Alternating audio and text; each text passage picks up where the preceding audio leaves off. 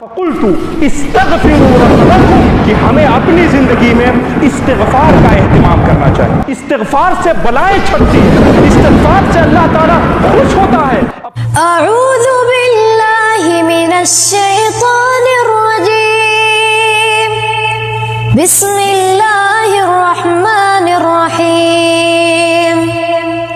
کہ ہمیں اپنی زندگی میں استغفار کا اہتمام کرنا چاہیے۔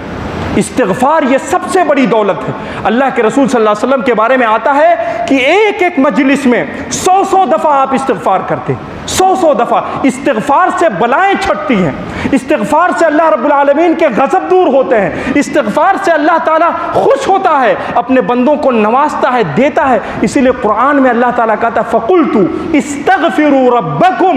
حضرت نوح کہتے ہیں اپنے قوم کے لوگوں کو کہ استغفروا ربکم، اپنے رب سے رو، گڑگڑاؤ، اس سے معافی طلب کرو۔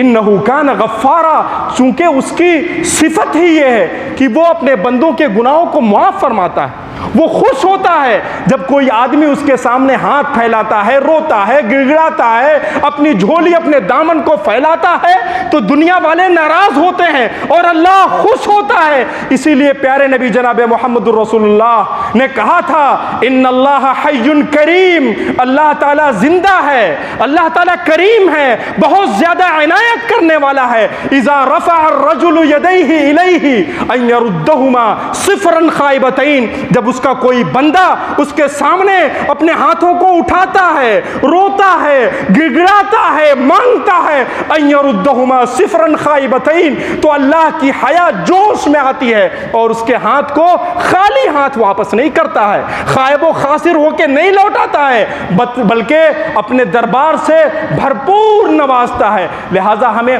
استغفار کا اہتمام کرنا چاہیے۔ اسی لیے سورہ نوح میں کہا استغفروا ربکم انہ کان غفارا، تم اللہ سے توبہ کرو، اللہ سے استغفار کرو، اس سے مانگو، اس کے سامنے رو اور گڑگڑاؤ۔ اس کے نتیجے میں اللہ تعالیٰ کیا کرے گا؟ یرسل السماء علیکم مدرارا ویمددکم باموال وبنین ویجعل لکم جنات ویجعل لکم انہارا۔ تمہاری یہ زندگی خوشحال ہو جائے گی، تم اچھے ڈگر پہ آ جاؤ گے، تمہاری زندگی بدل جائے گی، تمہاری زندگی کے اندر انقلاب برپا ہو جائے گا۔ آج تم جہاں اپنے بچوں سے پریشان تھے، گھر والوں سے پریشان تھے، بیوی سے پریشان تھے، محلے والوں سے پریشان تھے، دشمنوں کی دشمنی اور ظالموں کے ظلم سے تم پریشان تھے، اگر تمہارا رشتہ اللہ سے مضبوط ہو گیا تو اس رشتے کے وجہ سے، اللہ کی قربت کے وجہ سے، اس سے تعلقات ہموار ہونے کے نتیجے میں اللہ تعالیٰ تمہیں ظالموں سے بھی محفوظ فرمائے گا،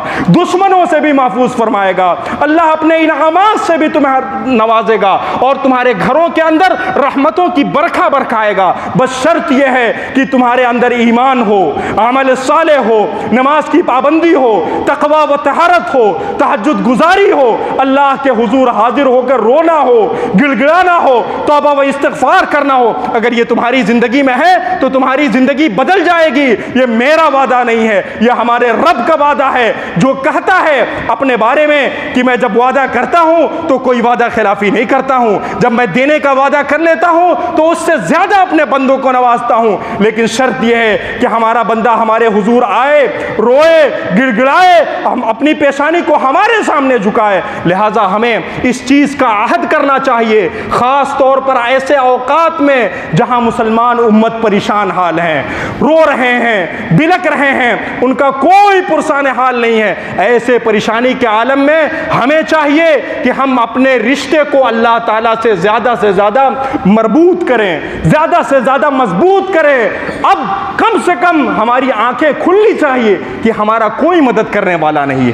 کسی بھی پلیٹ فارم پہ چلے جائیں، کسی بھی سطح پہ چلے جائیں، ہماری کوئی سننے والا نہیں، اور نہ کس کے پاس طاقت ہے کہ وہ ہمارے تمناؤں کو، ہمارے آرزوؤں کو، ہمارے خواہشوں کو پورا کر سکتا ہے۔ لہٰذا ایسے وقت میں کم سے کم مرا سے مرا انسان، ایسا انسان جس کا ضمیر مر گیا ہو، جس جس کا ضمیر مردہ ہو گیا ہو وہ کم سے کم اپنے ضمیر کو زندہ کرے، اپنے ضمیر کو جھنجھوڑے اور اس بات پر آمادہ کرے کہ ہم اللہ تو ہمارا خالق ہے، تو ہمارا مالک ہے، اب ہم تیرے ساتھ کسی طرح کی کوئی گستاخی نہیں کریں گے، اور جب تک زندگی گزاریں گے ہم تیری تعلیمات کی روشنی میں زندگی گزاریں گے۔ اللہ رب العالمین سے دعا ہے کہ رب العالمین جب تک تو ہم لوگوں کو زندہ رکھ، حقیقی معنوں میں کتاب اور سنت کا عامل بنا کر زندہ رکھ، جب ہمارا اس دنیا سے رخصت ہو تو ہمارا خاتمہ بالخیر ہو، اور اللہ رب العزت والجلال ہمیں مرنے کے بعد جنت الفردوس عطا فرمائے۔ وآخر دعوانا ان الحمد للہ رب العالمین۔